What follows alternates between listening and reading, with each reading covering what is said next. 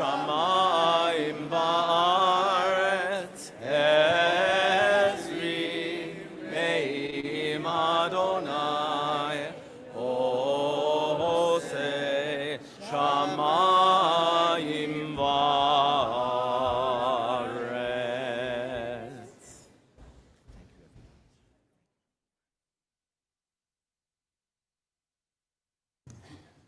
Cantors, thank you so much. The song you just sang involves the line, "From where will my help come?" The psalmist reaching out in a time of distress.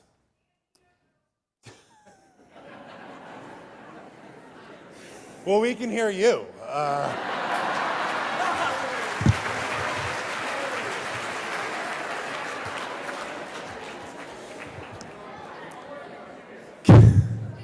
All right. Better? Okay.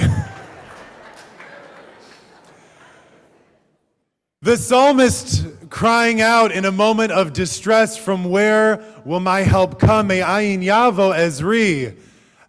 Because when things happen to the Jewish people, we have a stalwart faith. We are not worried that bad things are going to happen. Our biggest concern is that bad things will happen and that no one else will care. And as we look around in this room, we know that is not the case.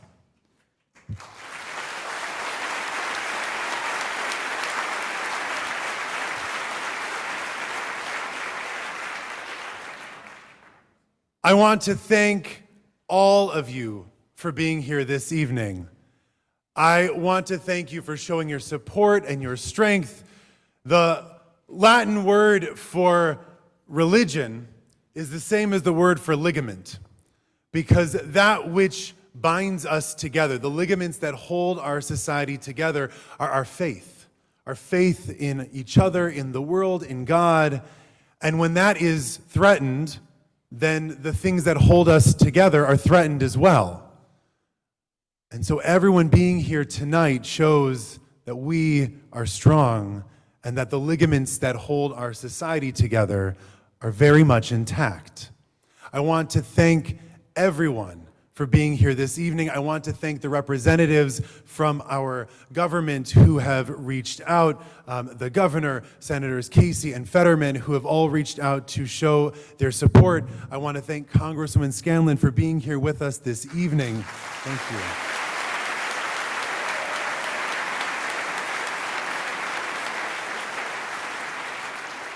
I want to thank our Montgomery County Commissioner who is here with us this evening as well. Neil McKedge, it's nice to have you.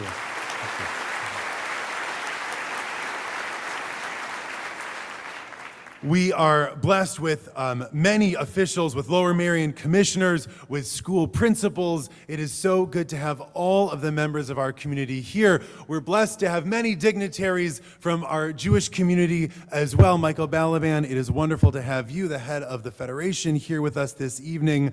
It is so wonderful to have Andrew Goretzky, who I saw, a regional director of the ADL, is with us as well, and to the number of rabbis and cantors and Jewish professionals who are here, as well as members of the Christian and Muslim clergy who are with us this evening. Thank you.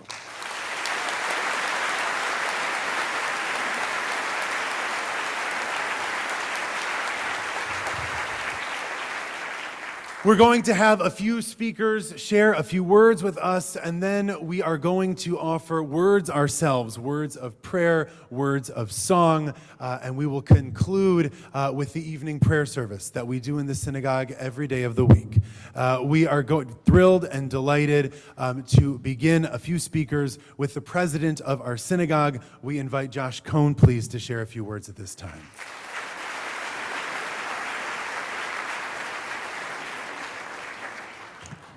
Nobody's ever clapped for me before. Thank you, Rabbi.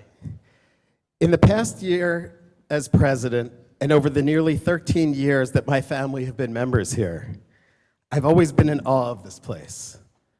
We're a community that loves to sing together, that loves to pray together, that loves to learn together, and my favorite, loves to eat together. We're also a community that mourns together and a community that supports each other at its most difficult times. We truly live our motto of our house, your home. Since the moment that I was woken up yesterday by the rumble of my phone to learn what happened here, I've spoken with dozens and dozens of congregants. We've all experienced a wide range of emotions. Many of us are angry. Many of us are sad. Many are confused and frustrated at the current world that we live in. And some were even surprised this hadn't already happened. Many of us are scared as well, worried that minor physical damage could lead to much more. Security at our synagogue always has been and will always be a top priority, as we all want and fully expect TBHBE to continue to be a safe place for our families and our community to gather. It was barely 10 days ago when I had the privilege of visiting Israel on our support mission with so many of our members. There was one common theme throughout the week. With every piece of immense pain in the minds and the hearts of every Israeli that we met, there was also a light of optimism, a light of hope. Illuminated and most profoundly by the words of the shirt of a Nova survivor that we met, "We will dance again." The past few days are a sad and challenging moment for our community. But in my mind, it's also a great moment of beauty and optimism. Yes, something terrible happened, but something amazing has happened as well. Our own Shul community came together for us. And even more than that, our broader Jewish community came together for us. And even more than that, look at how many of our friends who are not directly a part of the Jewish community came together for us here tonight and every day.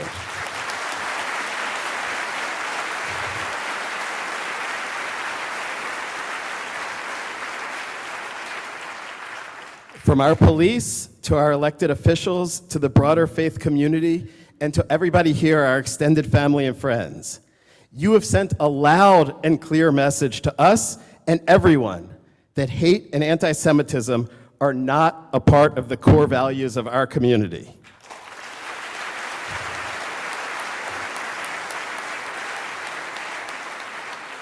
Your support today and always means everything to us. And while we hope and pray that no one else in our community has to experience pain or bigotry, please know that the TBHBE community will be there to support you if needed. Thank you again for being here for us tonight.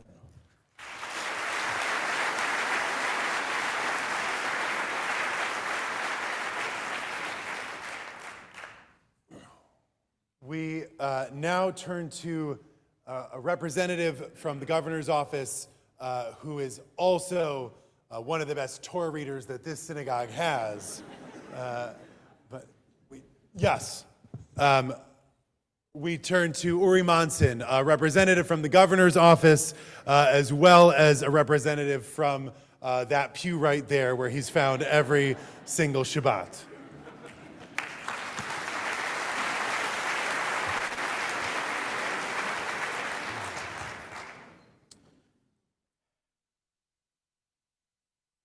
Last week, we visited my daughter, who is studying in Spain for the semester. In addition to classic tourist sites, we took trips to visit the older Spanish Jewish communities in Toledo and Cordoba. We toured the Jewish quarter in each town, the ruins of beautiful old synagogues, and were reminded of the incredible vibrancy and scholarship from 1,000 years ago, which continues to shape our religion today. We also saw the tools that were used to torture Jews during the Inquisition, the public squares where Jews were hung for refusing to convert. And in each city, the guides informed us that neither city had enough Jews left for a minyan. When we landed yesterday, the first text I had waiting for me was from the governor, asking if it was my shul that had been the target of this vandalism. And I confirmed that Beth Hillel was my shul, and has been for 25 years, where my children were named and celebrated their bar and bat mitzvahs. And I reminded him that on the previous Thursday, the synagogue I grew up in, Temple Beth Zion Beth Israel, where my brother and I celebrated our bar mitzvahs, where Rebecca and I had an engagement party, was also victimized. The two shuls I have called home in my lifetime, vandalized in one weekend. This coming Shabbat is Shabbat HaChodesh, the Shabbat which precedes the start of the month of Nisan. And we will say the Mevarchim prayers to bless the new month and outline our hopes for joy, blessings, and long life. The last line of that section is usually translated as, a life in which our worthy aspirations will be fulfilled. It's a lovely sentiment, but it's not an accurate translation of the Hebrew. The more profound Hebrew text reads, HaChayim sheyimalu mishalot libenu letova, which is better translated as, a life in which the wishes of our heart will be fulfilled for good. There are many things we wish for which are good for us personally, for our family, and for our community. But we are human. We get scared and jealous and ashamed, and we get angry, justifiably angry. I am angry.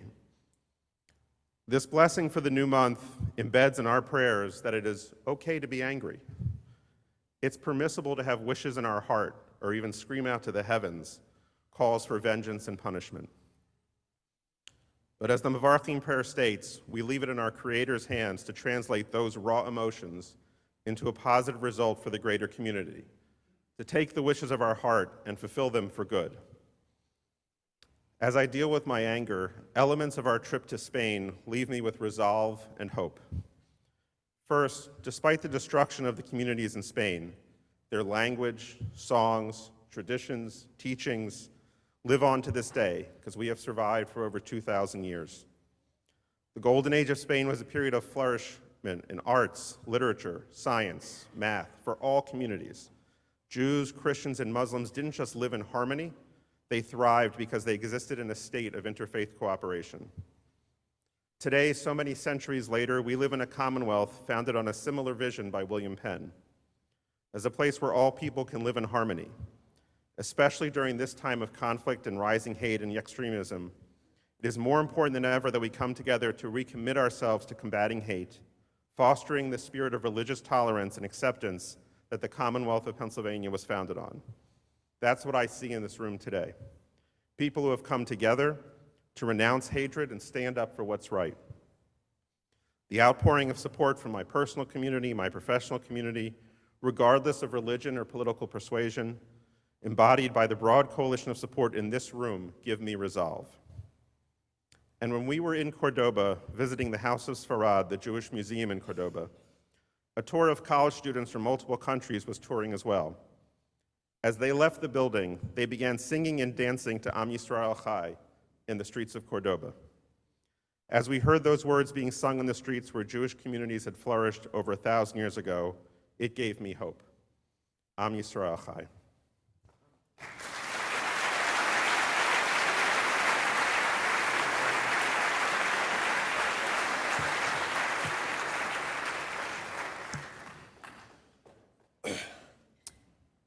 Earlier this year, one of our neighbors, the Overbrook Presbyterian Church, suffered a fire in their building. And our synagogue was not, I don't even know if we were the first, and we were certainly not the only, to reach out and offer you space and friendship and help. And so it has been a pleasure for the last few months to have members of the Overbrook Presbyterian Church with us for classes, with us for your meetings, and Pastor Harrelson, on a personal note, it has been wonderful to get to know you over those weeks, hanging out in my office as we both try desperately to not answer emails. And as soon as everything happened here, even though it was Easter, we heard from you. And we are delighted to hear from you now. So Pastor Adam Harrelson, we'd like to invite you.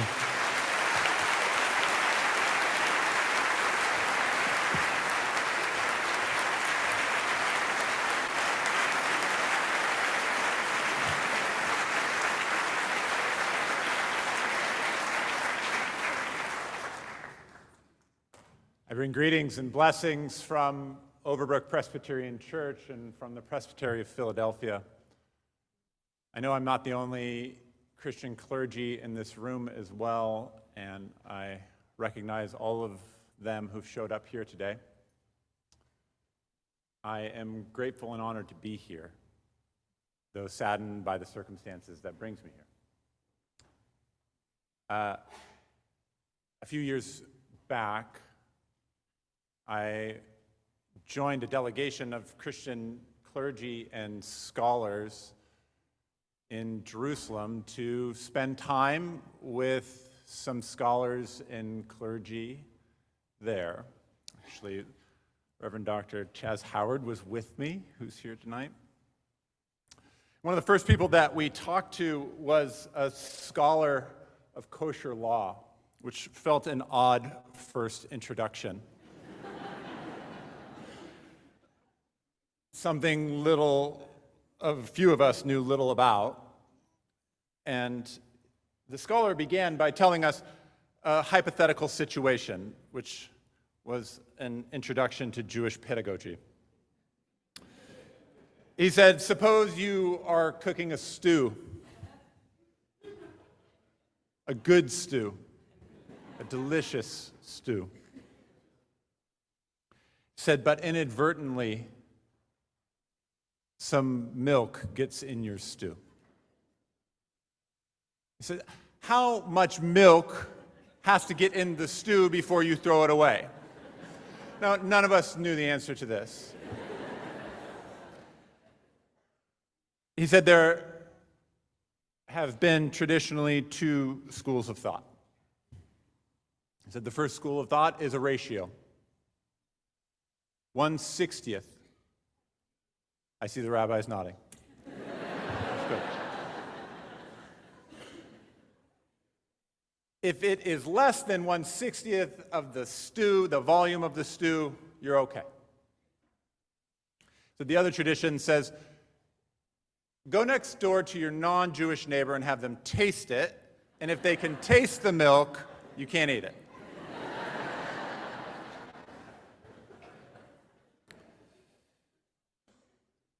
He said, the vast majority of Jewish traditions follow the ratio. Because we haven't had neighbors to come and eat our stew.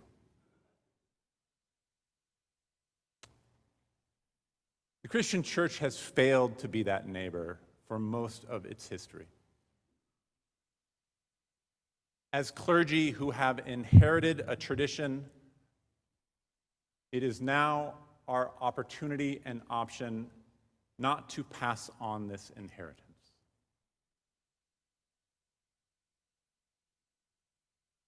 We are here now as neighbors, as people who are bound by the common commandment to love your neighbor. I'm sorry it has taken these circumstances for me or for all of us who wear a collar like this to let you know that we stand by and stand with you in this time as a common community that seeks a common dignity of everyone, as a people who seek the welfare of a common city, as a people who can join together, recognizing that we have common cause of peace, of love, of joy, of opportunity to dance together, to sing together, and to live together. Friends, we are here and we are ready to eat your stew.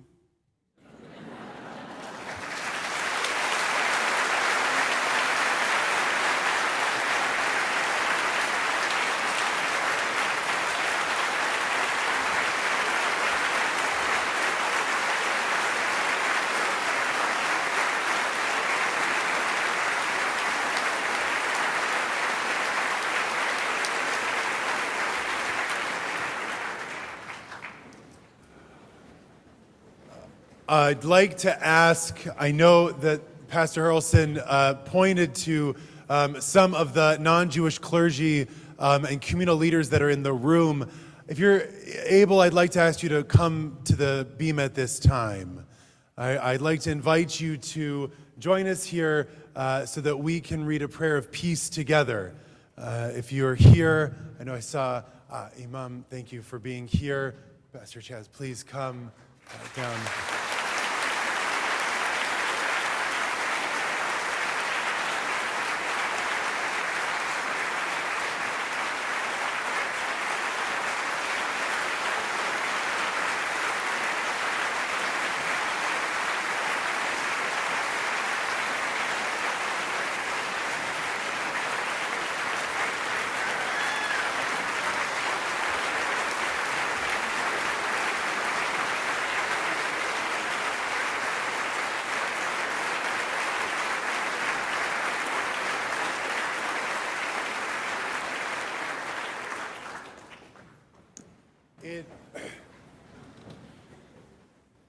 It means the world to us that, no, come. Don't say it. It just means the world to us that you are here. The number of priests and pastors and imams who have reached out to me who couldn't be here tonight.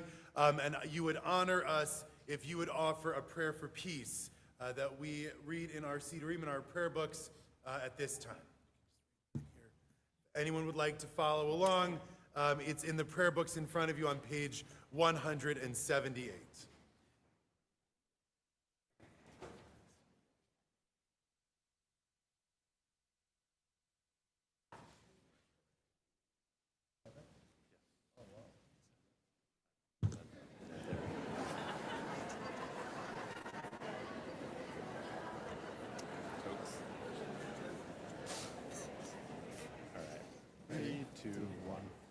May we see the day when war and bloodshed cease, when a great peace will embrace the whole world.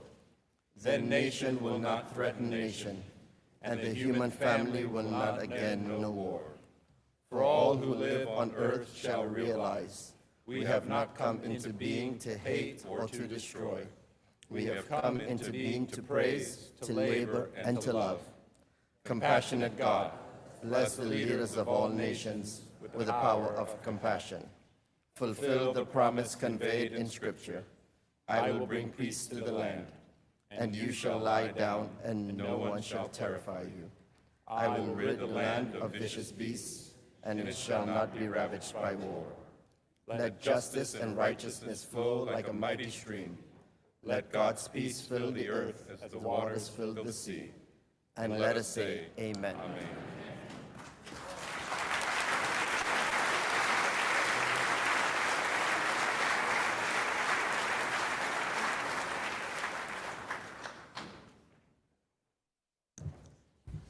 Thank you again, and Josh, can we please make sure these guys get some soup on the way out? Thank you.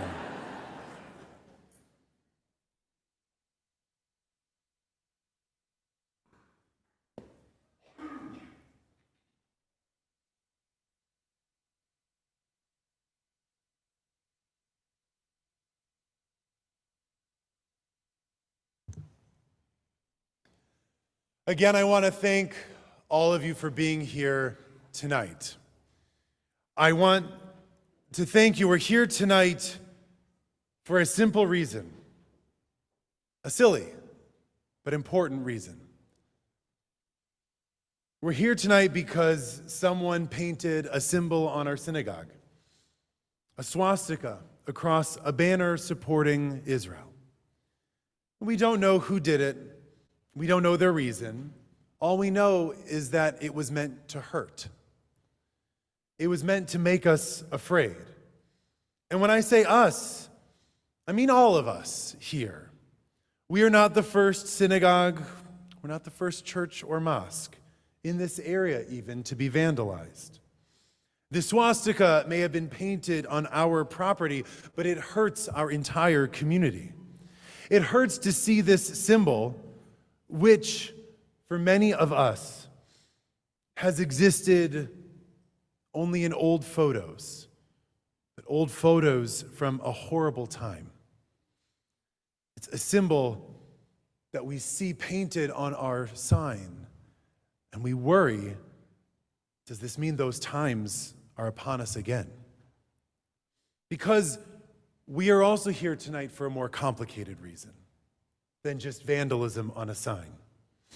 One splash of paint on a wall does not bring everyone here out in an evening. It doesn't elicit calls from our leaders or the outpouring of love and of fear that we have seen in the last 48 hours. No, we feel this because of a gnawing feeling in the pit of our stomachs. It's a gnawing feeling that's been with us for at least the last 177 days. It's something disquieting inside of us, worried that there's something happening to the Jewish people in our country. And truthfully, it goes back further than the last 6 months. Anti-Semitic acts have been steadily increasing across our country for years. And this hurts because we worry that it confirms that we're no longer welcome in this land. That after about 2 generations of not only relative peace, of the most peace and prosperity that our people have known anywhere, we worry that this swastika sprayed on a banner means we're doomed to go back to a world of swastikas once again. We are in many ways right to worry. Anti-Semitic acts are, in fact, increasing. We're right to worry because the swastika is a symbol, and behind symbols is real belief, hatred, animus. We need to worry because we cannot allow the terrible things that it stands for back into our world. And yet, while we worry, we do not give up. And we do not give up because the world that we live in is fundamentally different than that of those grainy photographs in history. 2,000 years ago, the rabbis in the Mishnah warned Jews to beware the government. You have to watch out for the government in wherever you are. Now, thank God, the government at every level, from the police who have been with us from the beginning and are still working with us today, to the government of our town, of our county, of our state. Everyone has reached out. Everyone has done everything that they can to show us that they too abhor what this symbol stands for.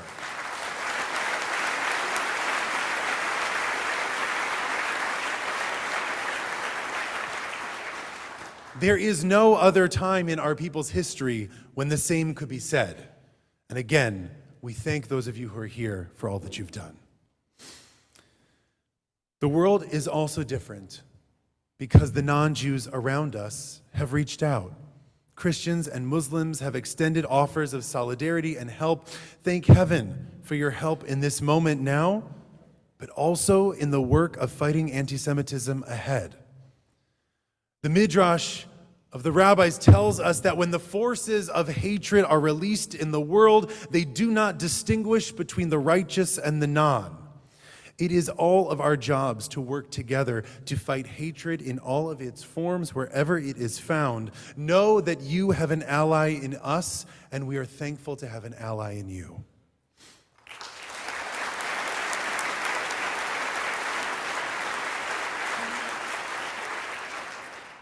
And finally, if I may speak to my people for a moment, to the Jews who are here in the room. What is different from past eras of anti-Semitism to today is all of you. Each person here, by dint of being alive at this time and in this place, each of you have more power and more agency in your lives than the rabbis of the past ever imagined was possible. Each of us here have a phenomenal ability and means to stand up for ourselves, thank God. And we bear the responsibility of that power as well, to stand up when someone says something, when someone paints something, when someone does something. There is anti-Semitism around us, to be sure, and it seems to be getting worse or at least bolder. But it is up to us in this room to use the resources that we have to stand up for ourselves and each other.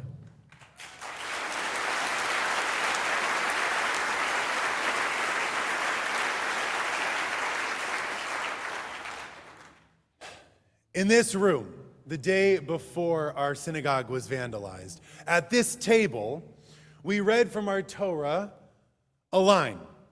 God tells the priests in the Mishkan, the temple, on the altar, Eish tukad, Eish tamid tukad al hamizbeach lo techabeh. There shall be a perpetual light that you kindle always. Don't let it go out. Now, this is a line that is famous, if nothing else, for the architecture that it has spawned in synagogues all over the world for all time, that we keep a perpetual light going, a ner tamid, as a symbol of the ner tamid of our people, the candle of the soul of our people. That soul has existed for millennia. That soul has been through hard times before, and that candle has not even flickered. That candle still burns brightly. And the rabbis wonder about this phrase, a perpetual flame you shall kindle, don't let it go out. Why is it doubled? Why do you have to kindle a flame and also not let it go out? So the rabbis say that it was the job of the priests to do two things. One, they had to keep the fire from going out, protect it from wind or rain or whatever might put the flame out. And two, they had to pour oil in the lamp and kindle it. And as we in this room, every single one of us are stewards of the flame of the Jewish people, are stewards of the flame of the soul that has existed to this day, that we have inherited and that we have inside of us today, those two things are still true. We have a responsibility to protect the flame of our people. We have to look out for one another. We have to stop anti-Semitism, even if it is just a symbol on a banner, because we know that has power and we know there could be something else coming down the road.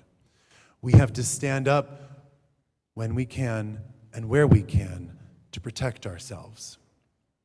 And we have to kindle this fire as well. We have to pour oil on it. We have to help it to burn brightly in the world in which we live, to not let it go out, not because other people might want to do something, but because we need to do something, because we need to be Jews. If we want to stand up against hate and fear, if we want to stand up against whatever it was that whoever did this wants us all to feel, then we need to do something anathema to whatever it is that sign stands for. We need to do something that would drive whoever painted that symbol crazy. Were they trying to make us afraid to come to synagogue? Clearly, they've failed. Keep showing up.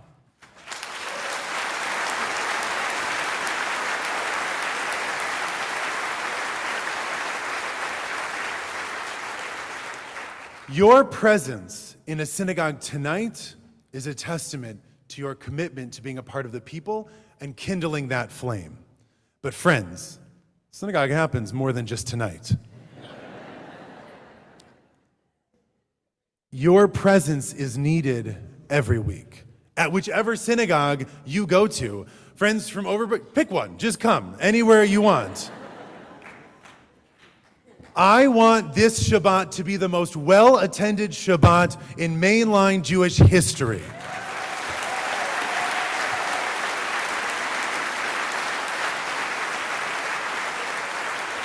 Because that is how we show that we are not afraid to show up to a synagogue, no matter what anyone paints on the sidewalk or a banner.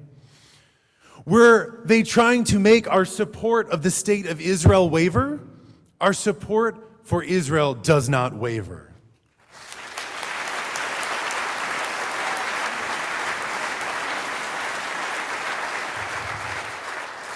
Our tzionut, our support for the state of Israel to exist, is not shaken. Our support for the release of the hostages, b'mehera b'yameinu, quickly does not waver.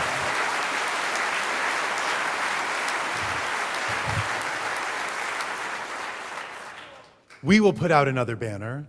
You can put out another banner. Whatever it stands for, whatever your support of Israel looks like, it is strong.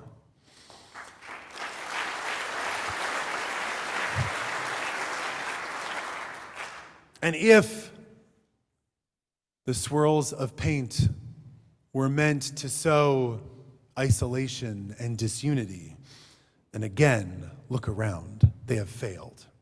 We are more united today than ever.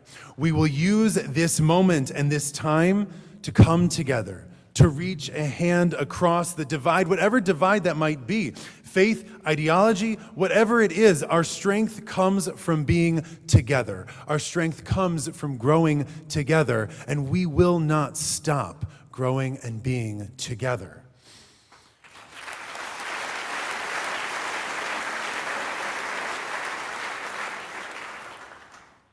So, we will put up another sign, and there might be more paint. We will look out in the world around us, and we will see wherever there is anti-Semitism, and we will lo techabeh, we will protect the fire from going out, because that is our birthright, and that is our responsibility by being alive and Jews in this day and this age. We will look out into our community and see the ways in which we can reach out a hand, in which we can show that the hatred that we are fighting against is not only anti-Semitism, it is Islamophobia, it is hatred of all people anywhere. All of that is something that we need to stand up against. Yes, you clap, sorry.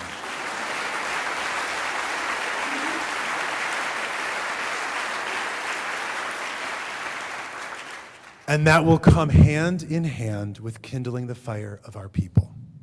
I want to invite in this moment all of the rabbis, all of the cantors, all of the professional Jews, the educators, everyone who is here with us tonight to please come up to the bima.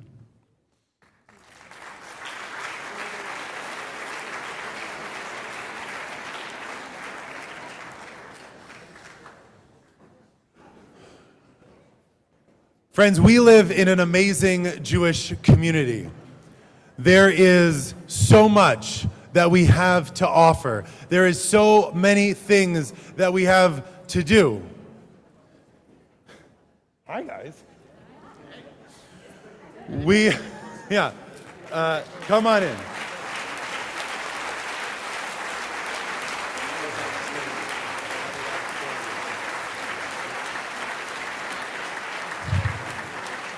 All right. Keep coming, guys. There are so many ways for us to show that we are proud of being Jewish. Look at the people behind me. Find something that you can do to get involved in your Jewish community, whichever community it is. Come up. I'm sure there's room over here if you need. Okay, guys? Take a class, come to a service. We got a Thursday night class here that's going to be wonderful. We are also thrilled this Thursday night, speaking of our unity with our government, the Secretary of State of the Commonwealth of Pennsylvania is going to be here this Thursday evening talking about the upcoming election and what's happening, and it's on a holiday, so come join us for that. Find something in your community that you can do to keep the flame of our people alive. Find a way that you can engage in positive expressions of your Jewish faith, in positive expressions of your Jewish community. And if you don't see the thing that you need, then call some of these people and get it to happen. And to everyone here, the last 177 days have been very hard for many, many people. Our community always looks to all of you. We always look to our leaders, and never more in my lifetime than today. I want to thank all of you for your educational prowess. I want to thank you for your spiritual leadership. I want to thank you for taking my phone calls every once in a while. I want to thank you for your dedication to the Jewish people. We look to you, and we need you, and we thank you.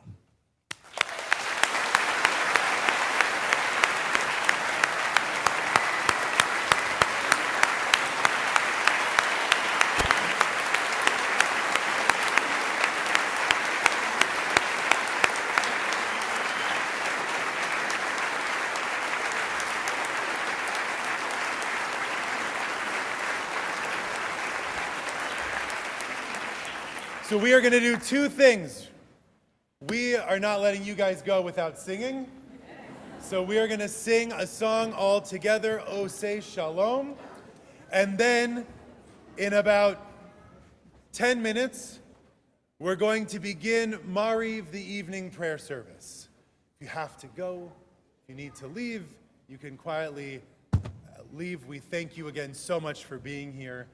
And we will begin the prayer service, which is how our people have responded to times of crisis for 2,000 years. We come together and we pray.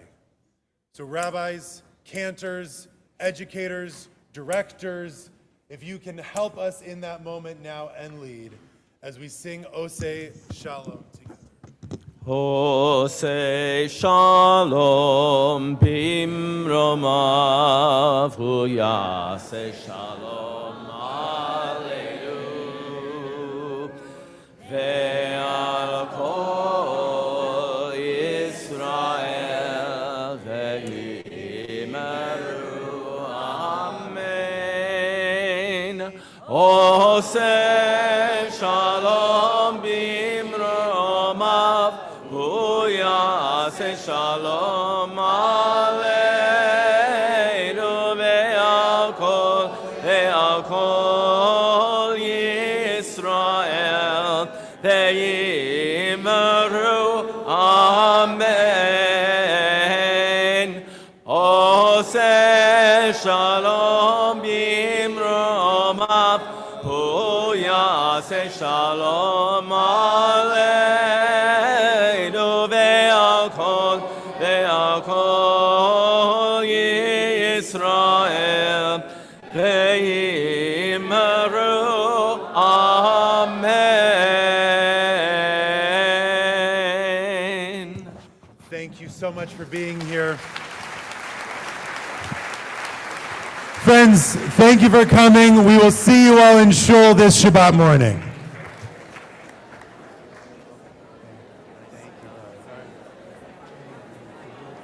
You'll be here for Mari.